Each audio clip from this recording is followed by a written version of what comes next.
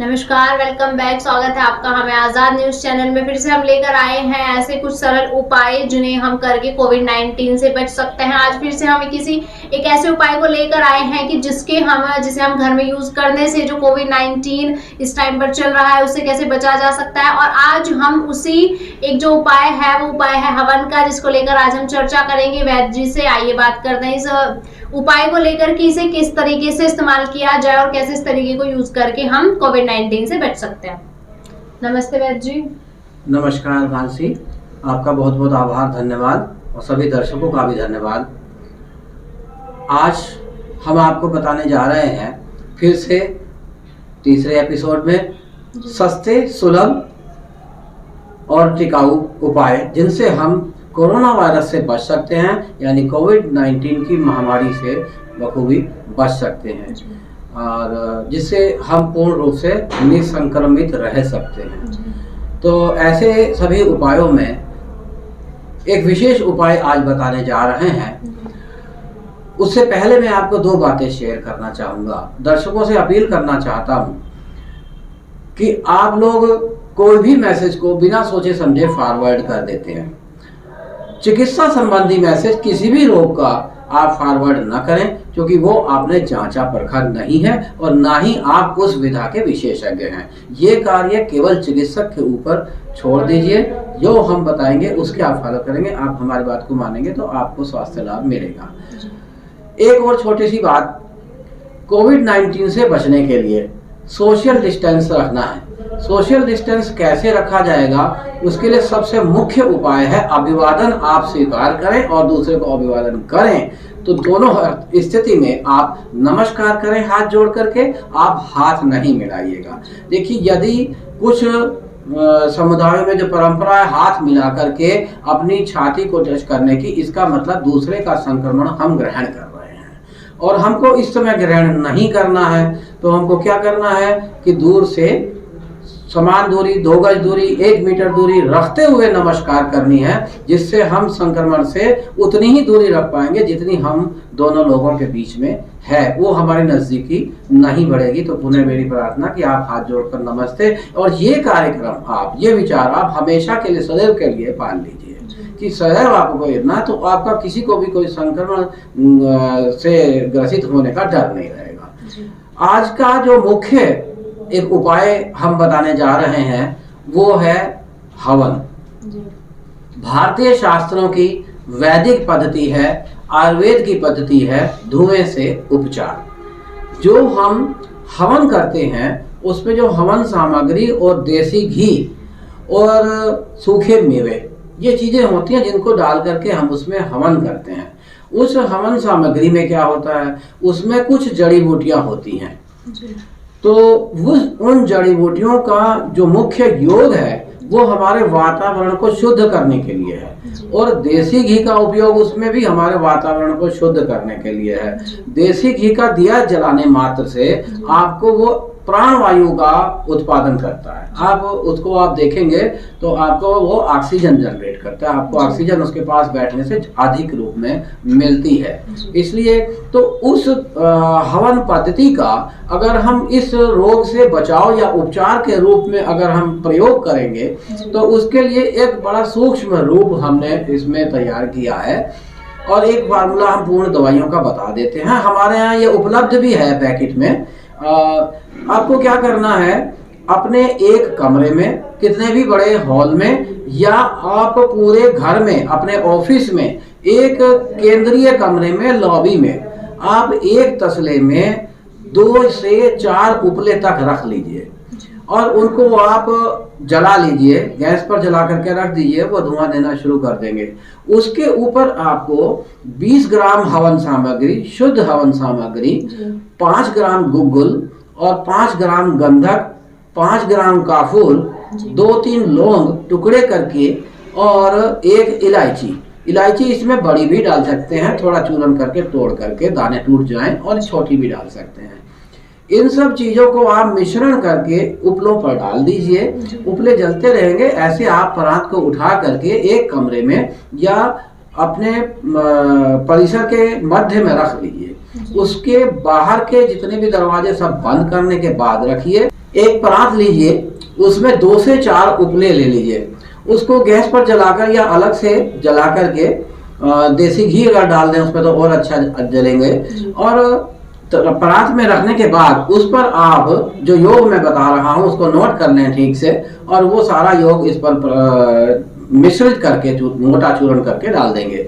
देखिए 20 ग्राम हवन सामग्री, शुद्ध हवन सामग्री, 5 ग्राम गुग्गुल, 5 ग्राम गंधक, 5 ग्राम काफूर, जलाने वाला काफूर या 1 टिकिया का पैकेट, और 2-3 लौंग टुकड़े करके, 1 इलायची छोटी या बड़ी चूर्ण करके, थोड़ा उसके दाने टूट जाए ऐसा मिक्स करके उसको आप एक पैकेट बना लीजिए और वो सारा मिक्स करके आप उपलों के ऊपर बिखेर दीजिए। ऐसे जलते हुए उपलों के ऊपर बिखेरने के बाद उस परात को आप उठा करके एक कमरे में रख दीजिए सेंटर में, और या जितना आपका परिसर है, बीच में लॉबी है, आपका ऑफिस है या घर है, कोई भी स्थान है, उसके आप बाहर के सारे दरवाजे और खिड़कियां बंद कर दीजिए। अंदर के सब दरवाजे खिड़कियां खोल दीजिए ताकि वो धुआं आपके पूरे घर में प्रवेश कर सके।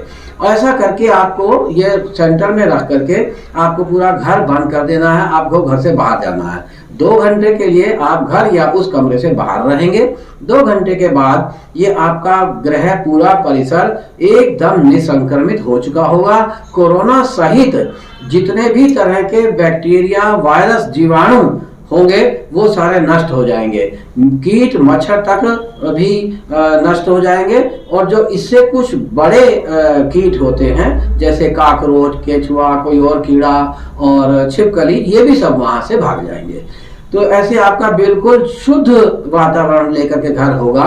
आप जब इसको खोलेंगे आप महसूस करेंगे, और ये धुआं अगर आप ग्रहण कर लेते हैं तो उसका कोई हानि नहीं है। इसमें सारी शुद्ध चीजें हैं और आप ग्रहण करेंगे तो उसका फायदा है। यदि आपने इसमें देसी घी भी डाला है, इस सारे मिश्रण को आप घी से चिकना कर सकते हैं। इस सारे मिश्रण में आप 1 चम्मच 2 चम्मच घी डाल दीजिए और चिकना हो जाएगा, और वो उस पर डाल दीजिए तो वो और अच्छा रहेगा। तो ये सारा शुद्ध चीजें हैं और इसमें जितना आप धुआं ग्रहण करेंगे उसका कोई नुकसान नहीं है। आपको कमरा खोलने के बाद कोई पंखा चलाने की, कोई एग्जॉस्ट चलाने की आवश्यकता नहीं है। आप धुआं अंदर रहने दीजिए। जितनी देर ये धुआं रहता है, फर्नीचर में, चेयर्स के पीछे, अलमारी के पीछे जो गुंजाइश होती है जहां पर कीट मच्छर छुपते हैं, ये धुआं वहां पर भी स्वतः प्रवेश कर जाएगा। और जैसा कि आप जानते हैं, धुआं ही इंजन होता है। जो भी इंजन होता है उसका वहां ऊर्जा जो मिलती है, वहां धुएं से ही ऊर्जा मिलती है, और ये धुआं स्वतः ही आगे बढ़ने की और ऊपर उठने की परंपरा रखता है। तो इसलिए इसका बड़ा फायदा होता है कि ये हर कोने में, हर गुंजाइश की जगह में धुआं प्रवेश कर चुका होगा। इसी के लिए हम बंद कराते हैं घर को, ताकि वो धुआं वेस्ट नहीं हो जाए बाहर निकल के। अगर आपको कोई खिड़की खुली रह गई, कोई एग्जॉस्ट चला दिया आपने, तो वो एकदम से बाहर हो जाएगा। तो आपको ऐसा करना है कि धुआं अंदर रुके। हाँ, मैं ये भी बात कहना चाहूंगा कि अगर आप कभी घर में हवन करते हैं तो जैसे ही धुआं होता है, वो धुआं हमारा कीटनाशक होता है, नेगेटिव एनर्जी को दूर करने के लिए होता है और पॉजिटिव एनर्जी लाने के लिए होता है। तो उस समय सब लोग क्या करते हैं, एग्जॉस्ट चला देते हैं, फैन चला देते हैं ताकि धुआं बाहर जल्दी हो जाए। लेकिन ऐसा नहीं करना चाहिए, वो धुआं वहीं रुकना चाहिए। ये सब शुद्ध चीजों का धुआं हर तरह से लाभकारी रहता है। और देखिए, इसमें एक चीज हमने और जोड़नी है।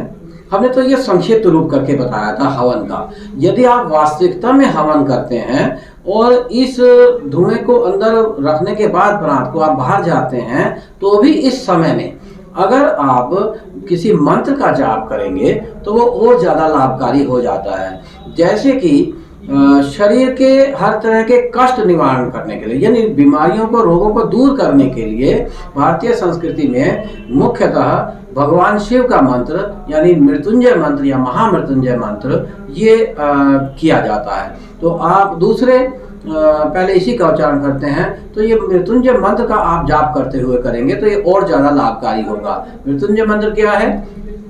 ओम त्र्यंबकं यजामहे सुगंधिं पुष्टिवर्धनम् उर्वारुकमिव बन्धनात् मृत्योर्मुक्षीयमामृतात्। ये जो इसमें से आप भाव समझिए कि मृत्यु तुल्य कष्ट को भी ये मुक्ति प्रदान करता है, ऐसा ये मंत्र है। तो इसको आप इसी स्वर से पढ़ने की आप प्रक्रिया करेंगे तो और ज़्यादा लाभ होगा, जिससे हमारा उच्चारण सही हो जाता है। अगर हम मन ही मन या धीमे से करेंगे तो उच्चारण सही नहीं हो पाता है।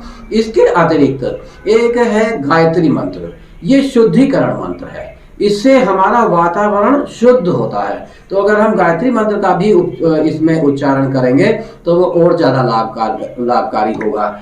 जैसे ओम भूर्भुवस्सुः तत्सवितुर्वरेण्यं भर्गो देवस्य धीमहि धियो यो न प्रचोदयात्। इसी स्वर से आप ऐसे पढ़ेंगे तो और ज़्यादा लाभ होगा। यदि आपको ये कमरा बंद नहीं करना है और सप्ताह में एक बार, आजकल तो नवरात्रे चल रहे हैं, आज दुर्गा अष्टमी है, दुर्गा अष्टमी और कल नवमी है। इन नवरात्रों की सभी को बधाई, शुभकामनाएं। माता सभी के कष्ट दूर करेंगी, ऐसा विश्वास करके कार्य करें। तो अधिकांश घरों में आज या कल हवन किया जाएगा और उस हवन को आप प्रयोग करके ये देखें कि धुआं जल्दी से बाहर न होने दें। जैसे जैसे आप आहुति डालते जाते हैं, अग्नि प्रदीप्त होती जाती है। इसमें सूखी समिधा लें जो ठीक से जले, तो ये हमारा जो हम इस वायु को जितना हम वहाँ पे ग्रहण करते हैं वो हमारे अंतर मन को शुद्ध करती है, शरीर का हमारा बैक्टीरिया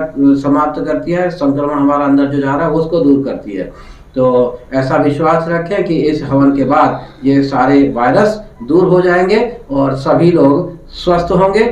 अगले बार अगले विषय को लेकर बचाव के भी बहुत सारे तरीके हमने बताने हैं और ये भी आपको विश्वास दिलाते हैं कि सस्ते सुलभ उपाय बिना खर्च के या कम खर्च के जो बहुत कम प्रयास से आपको मिलेंगे और बहुत अच्छा इनका लाभ होगा। ये जो हवन पद्धति है इसके लिए मैं बताना चाहूँगा कि आप किसी भी प्रकार से, किसी भी केमिकल से, अल्कोहल सैनिटाइजर से या फिनाइल से आप सफाई करेंगे, उससे ज्यादा निसंक्रमण इस विधि से होता है। आप पूछिए मेरे बारे में।